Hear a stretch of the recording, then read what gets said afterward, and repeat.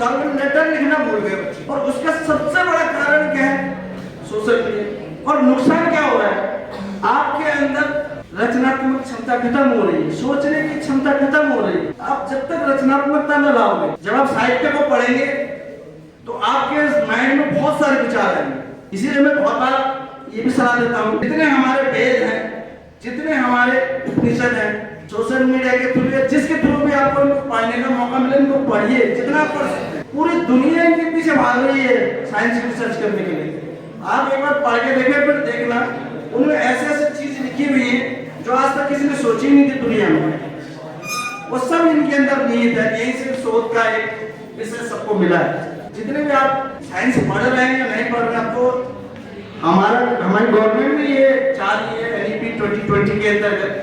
कोई जरूरी नहीं है कि किसी का मूल साइंस हो तभी वो साइंटिफिक चीजें सोच सकता है।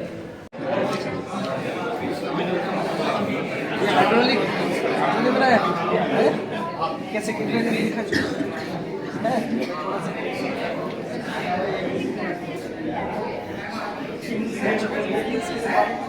मैंने अपना model food health and hygiene पर बनाया है। तो पहले मैं हेल्थ की बात करती हूँ। जियाड़ी स्वस्थ्य। स्वस्थ्य का मतलब शारीरिक, मानसिक एवं सामाजिक रूप से स्वस्थ होना है। अगर हम योगा की बात करें तो योगा को अगर हम प्रत्येक दिन थोड़ा समय योगा और व्यायाम को देना भी स्वास्थ्य के लिए आवश्यक। फिर हम अगली बात करते हैं फास्ट फूड की। तो फास्ट फूड का सेवन हमें बिल्कुल नहीं करना चाहिए, क्योंकि इसमें पोषक तत्वों का अभाव होता है। और ना ही ड्रग्स, स्मोक, अल्कोहल आदि का सेवन करना चाहिए, जिससे हम किसी बीमारी के चपेट में ना आ सके, हमें कोई बीमारी ना हो सके। तो हॉस्पिटल में हमें आवश्यक टीके लगवाने चाहिए, जैसे hepatitis B, tetanus, polio drops, कोविड-19। इससे हमारा स्वास्थ्य अच्छा होता है, हम आने वाली बीमारी से बच सकते हैं।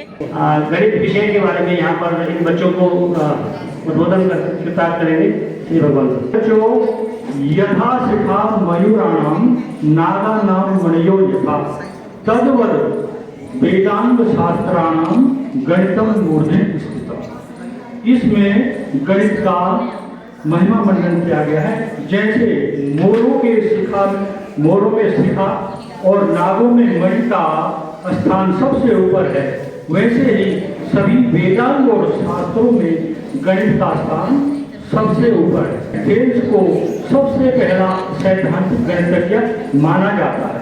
उन्होंने बताया कि किसी वस्तु की ऊंचाई का मापन छड़ी द्वारा पड़ने वाली परछाई की तुलना करके आसानी से ज्ञात किया जा सकता है। भारतीय गणितज्ञों में रामानुजन का नाम बड़े आदर से लिया जाता है। बच्चों, क्या आप जानते हैं हार्डी रामानुजन संख्या कितनी है? अभी एक बालक ने इसके बारे में बताया था।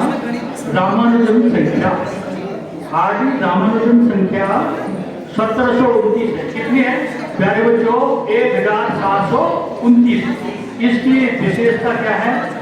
1729 को हम उसके दो प्राकृतिक संख्याओं के घनों के योग के रूप में दो प्रकार से लिख सकते हैं। जैसे 1729 है, उसको हम 1 का घन और 12 का घन इस तरह से निकाल के कर सकते हैं। जैसे 1 का घन 1 हो गया और 12 का घन 1728। 1728 का 1 को जोड़ के 1729। इसी प्रकार से 9 क्यूब और 10 क्यूब करके भी इसका योग 1729। प्यारे बच्चों, एक प्रश्न मैं आपको पूछता हूँ कि 10th में बोर्ड परीक्षा में आ सकता है। खंबे की परछाई, आगे डिस्टेंस से संबंधित खंबे की परछाई और खंबे की ऊंचाई बराबर है, उसमें सूर्य का उन्नयन कोण क्या होगा? में जो उन्नयन कोण बनेगा वो क्या होता है? tan थीटा बराबर लंब के आधार पर होगा, वो दोनों समान है, एक। तो क्या बनेगा? tan थीटा आपका होता है 1/45। प्यारे बच्चों, मैं चौहान जी का धन्यवाद करना चाहूंगा, मनमोहन सिंह चौहान जी ने जो मेरा आपको इंट्रोडक्शन दिया है। यहाँ पर जो विभिन्न विद्यालयों से छात्र छात्राएं आए हैं, उनको भी मैं ये कहना चाहता हूँ, मैंने YouTube चैनल बनाया है, उसका नाम है भगवान GIC कोरदा। भगवान मेरा नाम है और विद्यालय का नाम GIC कोरदा। तो आप YouTube में भगवान GIC कोरदा सर्च करोगे, मेरे चैनल खुल जाएगा। नमस्कार। आप ऑफलाइन पढ़िए बच्चे, लेकिन ऑनलाइन अवश्य पढ़ेंगे।